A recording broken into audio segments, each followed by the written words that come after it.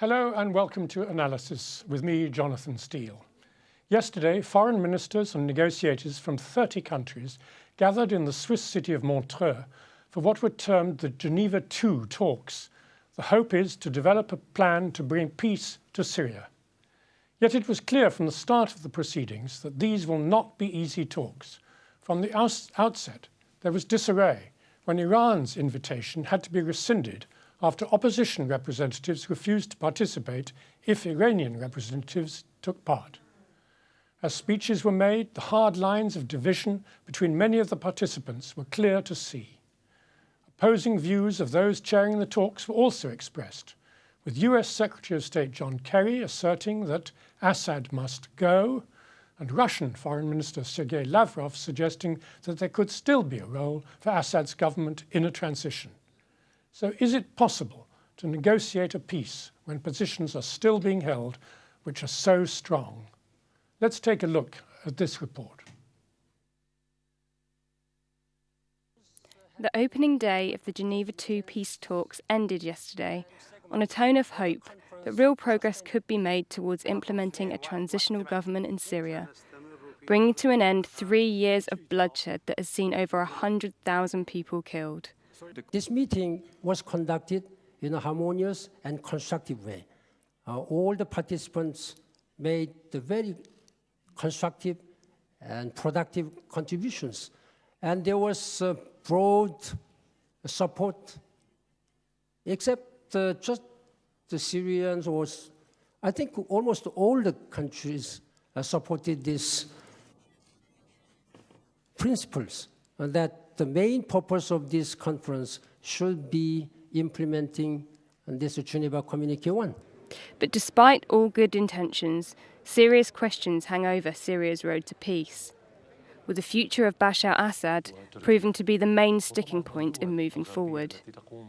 It's been a rocky road to even get to this stage, with the opposition only agreeing to sit down less than a week ago.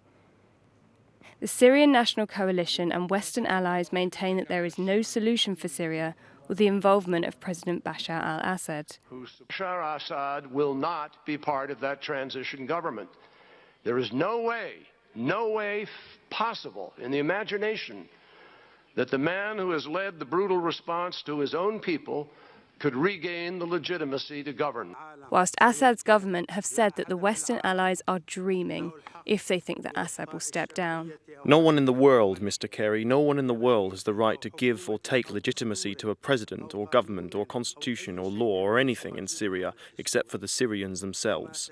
This is their right and their constitutional right. We agree to here, whatever it is, should be put to a popular referendum. We are here to present what the people want and not to decide their fate. A notable absence amongst the delegates in Montreux yesterday was Iran. A last-minute invitation to Iran by the UN provoked the Syrian National Coalition to threaten to boycott. The subsequent withdrawal of the invitation has cast doubt over whether it's possible to pave a path to peace without one of the region's most powerful players and the main supporter of Assad's government. As direct talks between the warring groups begin tomorrow in separate rooms, there's a lot more work to be done before Syria can even talk about peace. Deep-seated animosity between the two sides brings into question whether any kind of meaningful conversation is even possible. That the delegates are even under the same roof is a step in the right direction. But there is a sense that when it comes to peace, the road is going to be long. Tiana Simons, Islam Channel. Well, joining me in the studio to discuss Syria's prospects for peace are Abdulaziz Al-Mashi, Head of Media and Communications at the Syrian Community in UK, an association of Syrians living in Britain, and Dr. Khalid Abdul Hamid Filkri, a Middle East political commentator. And joining us by Skype is Paul Schulte, Senior Visiting Fellow in the Centre for Defence Studies at King's College, London. Let me begin with you, Abdulaziz. I mean, the expectations for this conference have been very low. I mean, for it not to be considered a failure, what's the minimum you think must come out of it? Well, first of all, let me salute the free men who are fighting within Syria for our freedom, dignity, and for justice. And if we want to talk about Geneva too, we all know as Syrians, the coalition was dragged into Geneva too. Dragged? Absolutely, right. Because they were under a massive pressure from the regional and international power to participate in this peace talk. Anyway, for me, I can't see any hope for a solution will come out of Geneva too. And that basically because any solutions for the Syrian crisis means Assad has no place in the future of Syria. And Assad, just a few days ago, he said to the Syrian state news agencies, his future is a red line that couldn't be crossed. And he added, there's nothing would prevent him for standing out for the presidential election, which is due this year. Well, let me come on to Dr. Khalid Abdul. I mean, are you as pessimistic as the view we've just heard? Do you think this conference can achieve nothing? Yes. Really, Bismillah ar-Rahman ar-Rahim. I really agree completely that there is no hope at all for these political dialogues. The situation and the crisis is now come beyond all the limits. The toll of death really, it exceeds 200,000, 300,000, and they still say the same figure that the surgeons were only 100,000. I would like to say that it is a real crisis. The political way cannot come to a solution at all. The ground is completely breaking down, and there are many forces who are fighting on the ground. So I don't think in any way that these political dialogues can bring any solution. So you think that the war should continue? You want more war? No, I didn't say this. I say that one will come.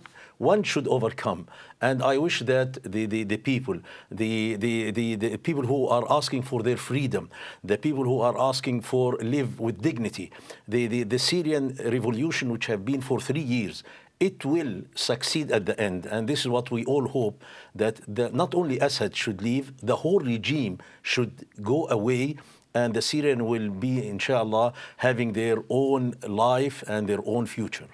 Well, Paul Schulte, very bleak assessments here in the studio. What is your view? Do you think that Geneva or Montreux can achieve anything? I think it's too early to think of any major political breakthrough. I agree with that. But it's not too early to begin at least sounding out possibilities which might, if not at Geneva 2, then Geneva 3 or Geneva 4, become possible. And not to take the opportunity, I think, would be a huge mistake. I also think that apart from the question of political solutions, there may be humanitarian improvements which could be negotiated and are beginning to be discussed behind closed doors. And that's about saving people's lives. And I think that opportunity cannot be passed up. What about the fact that Iran, at the last minute, was told it wasn't welcome 24 hours after it had been invited? Is that a blow to finding a solution, or is it helpful? I don't think it's helpful, and it doesn't reflect well on the competence with which the negotiation was set up by the UN. But it's part of the unavoidable background to this. Iran's position is that Assad is their guy. Some would say their vassal, but certainly from their point of view, his departure is not negotiable. And dancing round how far Iran was prepared to be involved with a negotiation which had to look at his exit, I think was inevitable. It hasn't come out with a very good, tidy solution, but it had to be examined. Well, Abdulaziz, what's your view? Are you glad Iran was not invited, or? Well, Iran is a part of the problem in Syria, and for me, I look at Iran as a co-buyer for my country, and I think Assad is the representative of Iran. So if Assad there, then that means Iran is there. I mean, Iran is there anyway, even Absolutely. if they're not physically there, they're there. Yes, because of their influence. Absolutely. The Iranians are supporting Assad by arms. They are supporting him financially. Even fighters from the Iranian Revolutionary Guard are fighting on the ground. I think Assad is just a representative for the Iranian in Syria. And as far as Walid al-Muallim participating in the conference, that means Iran exists at the conference. Now, at the beginning, you said that the Syrian National Coalition had to be dragged into coming to Geneva with all sorts of pressure. You sound quite critical of them, as well as being, obviously, you're very critical of the Assad government. Well, it is not me. It is the view of the Syrian who live under the siege in Syria, the Syrian who are struggling and suffering at the refugees camps. At the beginning of the revolution, our revolution was absolutely peaceful within Syria, and the international community, I mean the powerful countries in the region and on the West, they tried tirelessly to infiltrate our revolution, and they couldn't. So what they did, they gave up to infiltrate the revolutionaries within Syria. So they decided to form a political body and the outsider, just to pass their conspiracy against the Syrian revolution and the Syrian people through this body. And if you look at the coalition, they can't make any decision, unfortunately, because they are under a pressure from people who live within Syria, because they don't want them to participate on Geneva too. The people are saying, okay, Assad has no intention to give up power. He is clinging to his power. He is killing our people on daily basis. His jails are full of detainees. We have more than 1.6 million people who are under the siege, and people are starved to death. So basically, Assad doesn't understand the dialogue of talk. He understands the dialogue of politics. This is the view of the people who live within Syria. On the other hand, the international community and the regional power, they are putting pressure on the coalition, and they said, okay, you have to come to a peace talk. But if the Syrian National Coalition is not representative, as you seem to be suggesting, what is the problem? How is it that the Syrian opposition hasn't been able to produce people who are credible, who are in touch with the people on the ground, and who can present an impressive image to the outside world as people who do stand for the Syrian people?